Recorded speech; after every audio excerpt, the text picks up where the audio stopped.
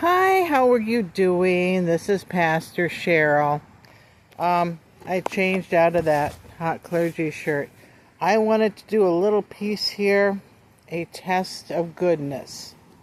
A test of goodness. Matthew 7, Matthew 12, Luke 6, and I'll write it down for you, these scriptures. Matthew 7, 1:16 through 12. You shall know them by their fruits.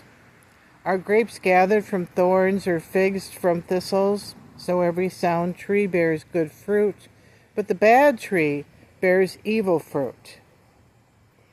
A sound tree cannot bear evil fruit, nor can a bad tree bear good fruit. Every tree that does not bear good fruit is cut down and thrown into the fire. Thus you will know them by their fruits. Now we're going to slide on over, because it just ended, over here to Matthew, where it continues. The good man out of his good treasure brings forth good, and the evil man out of his evil treasure brings forth evil. Not everyone who says to me, Lord, Lord, shall enter the kingdom of heaven, but he who does the will of my Father who is in heaven. I was discussing this with a friend of mine last night. Here, we'll adjust this. and the people in our family, and, me, we have a tendency to take in friends that are homeless, and just for that moment are homeless, and we take care of them and we help them find a home. We get them back on their feet. Where does that come from? Well, when I was small, we had, my brother, sister, and I had little friends whose parents were kind of dysfunctional. And they didn't act like parents should act. And they kind of adopted my parents, because they thought, these are real parents here. This is mom acts like mom, dad acts like dad, little sister acts like little sister, big brother acts like big brother. It was a very safe feeling for them. And they used to come over for our Sunday meals, where mom would pull out the china. It was very traditional. And, it was good for them. And it was very solid for us kids. Very solid Christian family. And there was a little girl down the street named Penny. Her mother died.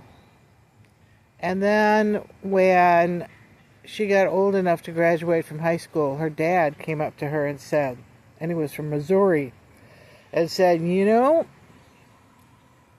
I promised your mother I would get you through school. So you're through school now, so you get out.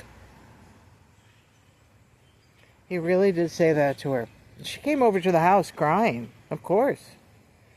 So mom and dad, we had an extra room. It was like an office and a kind of a catch-all type room. They cleaned that out. They divided my brother's bedroom setup, which consisted of 2 little twin beds and 2 dressers. And they put one of the dressers and one of the beds in that room, just for her, so she could have her own room. And she became the adopted daughter. She was the adopted child. Eventually, she got on her own, moved out, got her own apartment, moved down to Florida, and got married.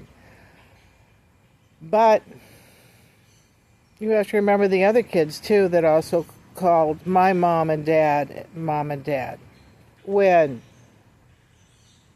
Mother's Day and Father's Day rolled around, my parents got these cards, Mother's Day and Father's Day cards, from kids that were not their own.